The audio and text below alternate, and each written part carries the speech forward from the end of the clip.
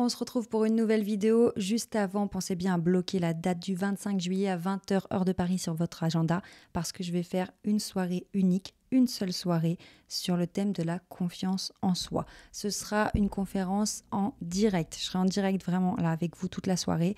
Mais voilà, il n'y a pas d'autre date. C'est simplement ce jeudi 25 juillet à 20 h.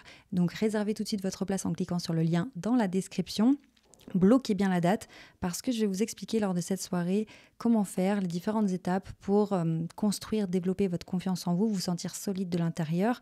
Alors que ce soit pour ne plus avoir peur d'être jugé par le regard des autres, que ce soit pour enfin assumer vos ambitions, avancer sur vos projets, mais aussi atteindre une paix intérieure, une sérénité, parce que quand on manque de confiance en soi, eh bien, on est fortement chamboulé, on n'est pas bien, on est tout le temps...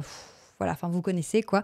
Donc on en parlera lors de cette soirée exceptionnelle, donc réservez bien votre place immédiatement. Alors aujourd'hui, je vais prendre un extrait de mon livre, Vous êtes trop gentil. J'adore vous lire un petit extrait et ensuite vous donner d'autres conseils, approfondir le sujet. Donc c'est parti. Aujourd'hui, on est dans le premier chapitre, le premier verrou qui s'appelle le regard captif, l'influence du regard des autres. Et on est dans la partie bonus, puisque chaque verrou est structuré avec différentes parties, ce qui vous fait penser que vous avez un problème sur ce verrou, les peurs que ça déclenche, les conséquences. Et puis après, on a les clés pour se libérer de ce verrou. Et à la fin, à chaque fin de chapitre, à chaque fin de verrou, je vous donne les différents signaux qui montrent que vous n'êtes plus bloqué par ce verrou. Et donc là, on est sur la page des signaux qui montrent que vous n'êtes plus bloqué par le regard captif. Alors, c'est parti. Il y en a plusieurs. Je vais en choisir un qui m'intéresse particulièrement aujourd'hui.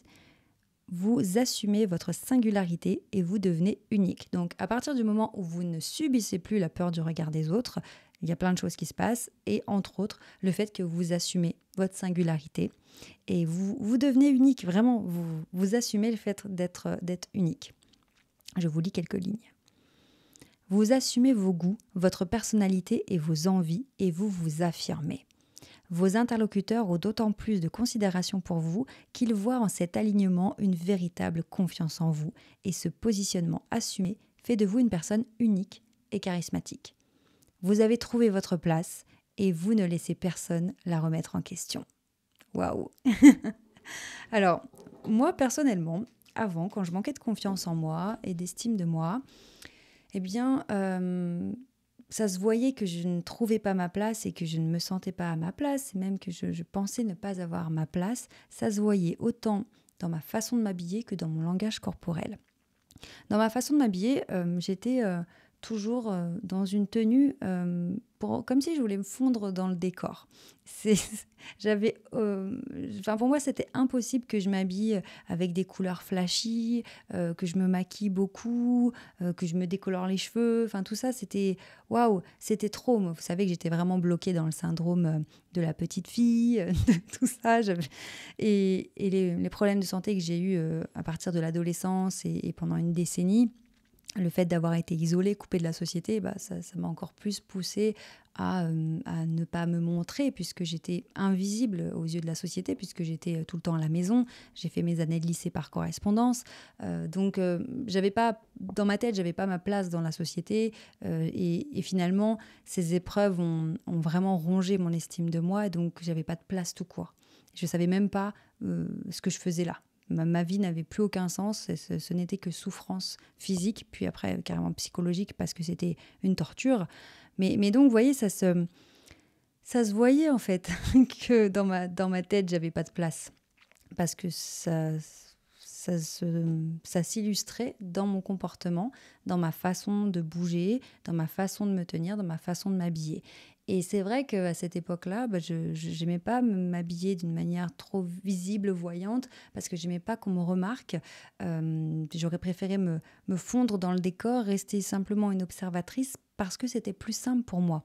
Parce que je ne savais pas gérer quand une personne allait m'interpeller, me parler, et même si c'était positif en fait, j'étais à un tel niveau de manque de confiance en moi que même si j'avais une conversation totalement anodine, normale ou positive, pour moi c'était un truc de dingue à gérer quoi. J'étais dans ce qu'on appelle l'hypervigilance. Je me posais des questions pendant que je parlais.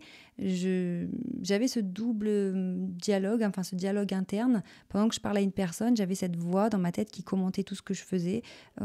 Soit je me disais, oh là là, c'est une catastrophe, ça se voit que t'es pas à l'aise, mais oh là là, mais tu dis n'importe quoi. Ou alors, en même temps, je me posais des questions. Waouh, qu'est-ce que je suis censée dire? Qu'est-ce que je suis censée faire? Est-ce que c'est bien ce que je raconte là? Est-ce que j'ai l'air intéressée? Est-ce que... Bref, c'était c'était vraiment n'importe quoi. Et d'ailleurs, aujourd'hui, je suis vraiment surprise de voir à quel point j'ai lâché prise sur tout ça, puisque quand vous prenez confiance en vous, vous avez plus peur de ce que les gens vont penser de vous, donc toutes ces pensées parasites, elles disparaissent. Vous êtes seulement et simplement dans l'instant présent, vous échangez avec l'autre, et donc vous avez beaucoup plus d'informations sur les autres, vous avez beaucoup plus d'intelligence émotionnelle, parce que vous n'êtes plus parasité par ces pensées voilà, qui n'en finissent plus et qui vous empêchent de réfléchir.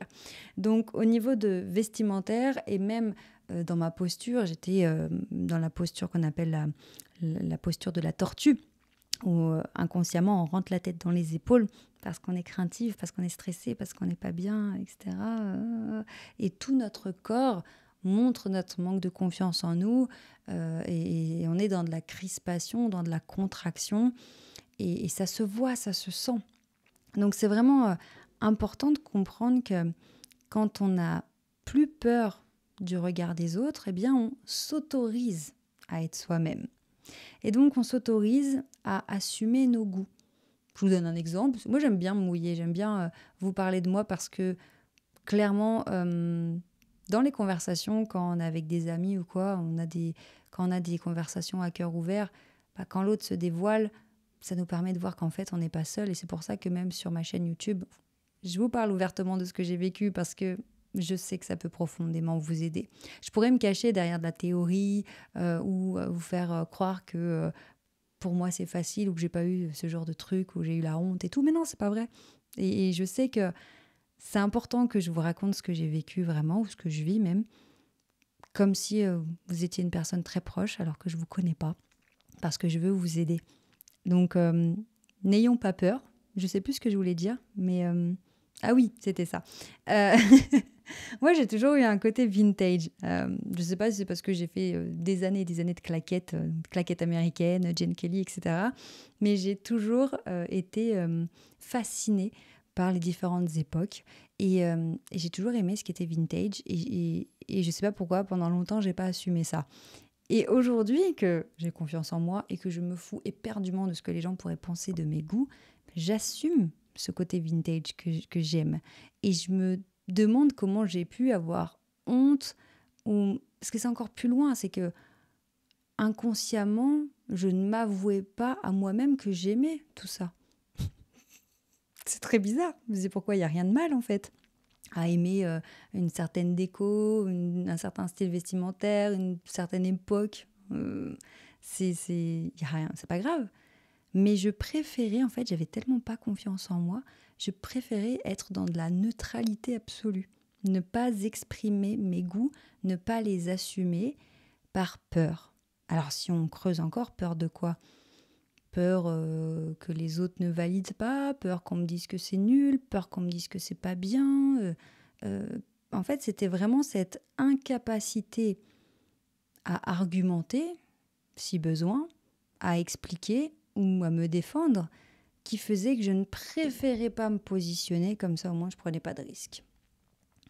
Le problème quand on fait ça, c'est qu'on n'assume pas qui on est, ce qu'on aime, et donc on ne s'assume pas soi-même, et donc on n'existe pas, on ne s'autorise pas à exister. C'est quand même un truc de dingue.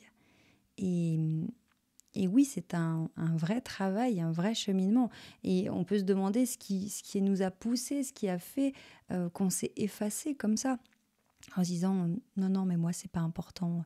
Non, mais non, j'ai pas de goût particulier. Non, j'aime tout, j'aime rien. Ça va, vous occupez pas de moi. C'était un peu ça.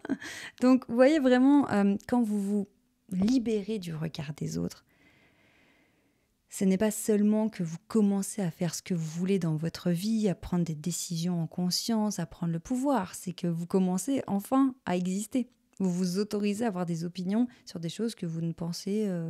voilà, vous pouviez vous dire que non, c'est pas important et tout. Mais si, vous avez forcément un avis sur tout. Mais pour l'instant, vous ne vous écoutez pas parce que vous ne vous laissez pas votre place, parce que vous ne pensez pas que vous avez de l'importance. Mais si, vous avez de l'importance, vous êtes une personne importante, vous avez de la valeur et vous méritez d'avoir votre place en ce monde. Et vous n'allez pas attendre d'être à la fin de votre vie pour vous dire « mince, zut, j'aurais dû un petit peu plus me battre pour exister. Zut, voilà, c'est raté, c'est fini. » Donc allons-y maintenant, allons-y gaiement ensemble. Abonnez-vous à la chaîne pour rater aucun de mes conseils. Inscrivez-vous à la Ster Academy si vous voulez que je vous accompagne, parce qu'au moins je serai avec vous au quotidien.